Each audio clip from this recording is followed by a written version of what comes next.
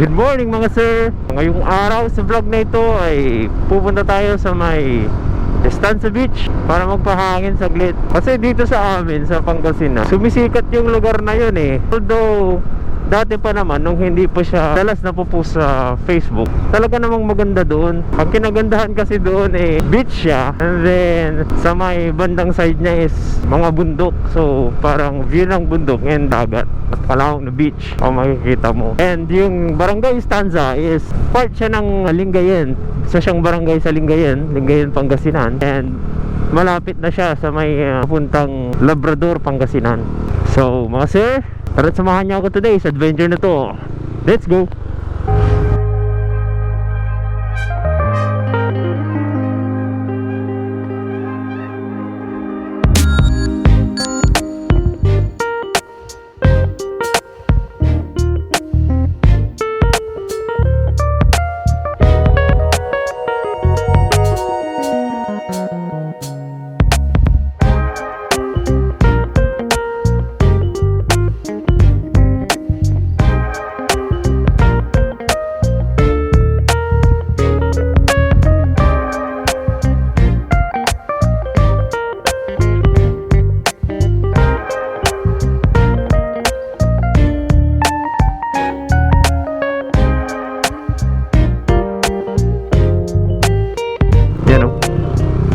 Kung makita nyo yan eh, ito na. Ang pagkakalam ko eh, Estancia na dito. Ay, Dumalandan pa.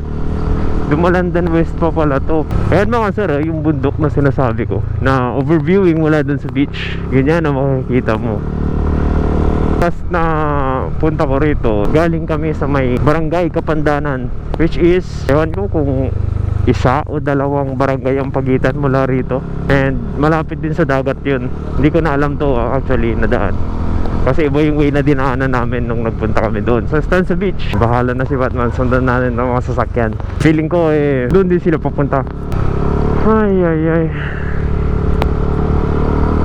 sayang at hindi ko kasama si aking jowa.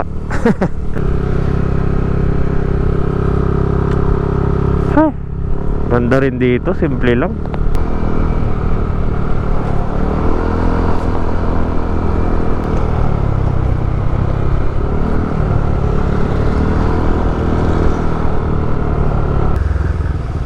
Ayun, you know, welcome to Estancia.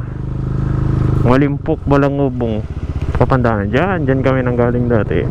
Diyan nang nagpunta kami sa Estancia Beach. So I think tama tong way na aking tinatahak. Talagang ano eh, tuwing nagra-rides ako, effective yung Ultra Instinct din eh. Oh, iwas tayo sa putik. Hindi ko pa naman nalinisan tong motor, pero parang makabawas tayo sa lilinisin. Ang ganda rin ng daan dito mga sir. Ang ganda. So, simple lang ng lugar nila, ano? Ayun, oh. To Sabangan, Labrador and to Estancia Beach. So, yun. Tama nga ang ating pinuntahan. So, Estancia Beach, let's go! Yun. Mukhang nakikita ko na yung beach. Pagka ganyan ang view eh, yung open, wala na ganong puno. Alam mo ng beach yan. Yan, oh. Ganda, oh. Pero saan kaya yung dagat dito? Pero ang gandang mag-camping. Tapos dito may parang lagoon. Tapos may nagpo-photoshoot. Medyo off-road nga lang dito na part. Pero lahat naman ng lugar na magaganda. Sa experience ko, basta nature na lugar, mga nature trippings, pag may pupuntahan kang napakagandang lugar, panigurado ang daan eh ganito, off-road. Off-road ang daan. Maraming nakamotor, maraming nagpipiknik. Ano? Malakok dito. May mga kabayo, may mga baka. Ang lawak. Tapos dito off-road. Yan, may mga lagoon. Ano kaya yung mga nag-ano dito, no? Yung mga nag-develop niyang mga lagoon, no? Galing lang, no? Siya, may mga kalabaw. At sila nagpapastol. Yun, lapit na tayo sa beach. Tatanaw ko na. Dito tayo sa gitna.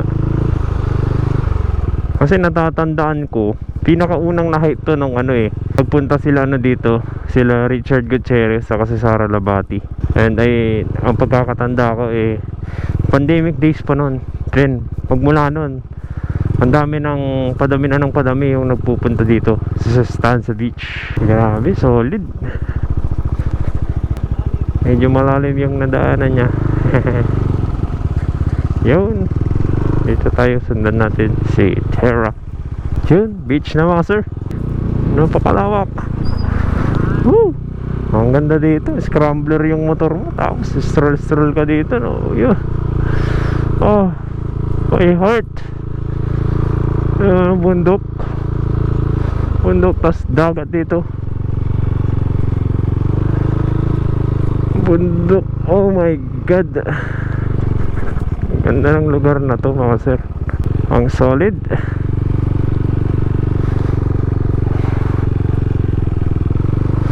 Ang ganda ng beach nila. Oop, yeah. Tingin pa ako rin. Oh, look at this view mga sir.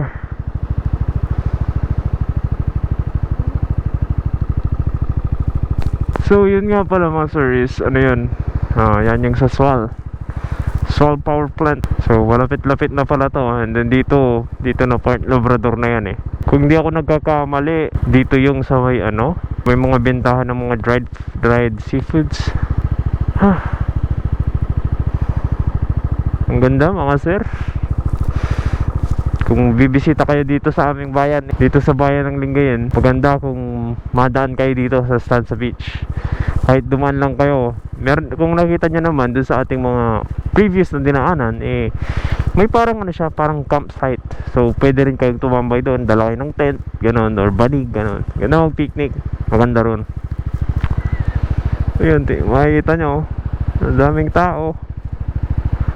Ang araw pala na first time kong magpunta rito kasama ko noon yung mga solid na tropa ko. Isang tropa ko kasi taga doon sa barangay Kapandanan. Inaya niya kami dito. Naalala ko yun nung time na yun. College days na kami noon College na kami noon din. Although tropa ko na sila high school pa lang. Tapos naalala ko ang baon lang namin noon namitas kami ng mga nyug doon sa kanilang bakuran.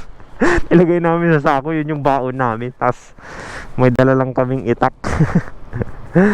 Kanya-kanyang bukas ng nyug.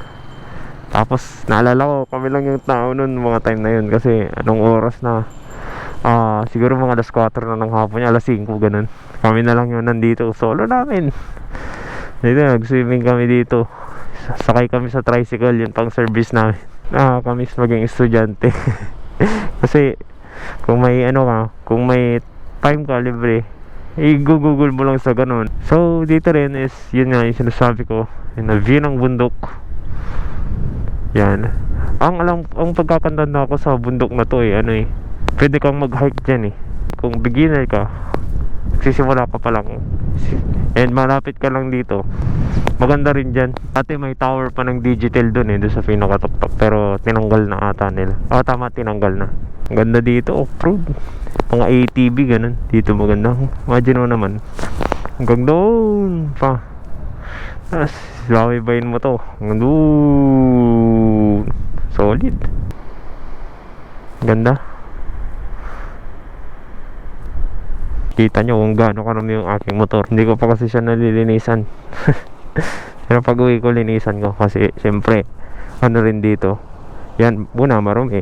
Saka galing tayo ng dagat. Ito, nakabukaw na to. Ano kayong remedyo dito? May remedyo dito, nakabukaw. Pero tinignan ko naman, hindi naman siya bali sa loob So yun, solid ang experience dito pa sir. Sarap magpahangin. So siguro sa susunod balik na lang tayo ulit dito. And mag-aya na tayo ng mga kasama natin. Ayan solid yung mga lugar dito. So salamat Stanza sa napakagandang beach. Awesome. Yun o. Oo. Diba? Ganda mag-off-road, no? Bye-bye, Stanza Beach. Hanggang sa susunod. Yun o. Ito yung sinasabi kong ano, parang campsite niya. Kasi may mga puno, may shed siya. Tapos may lagoon dito. Ba't kaya ang daming lagoon dito, no? Yan o, may mga tao. Daming tao. Kaka-solid. Iyo. Presko din pala po. Ang presko. Ang presko ng lugar. May mga nakaimbang ditong ano. Siguro mga na-impound to.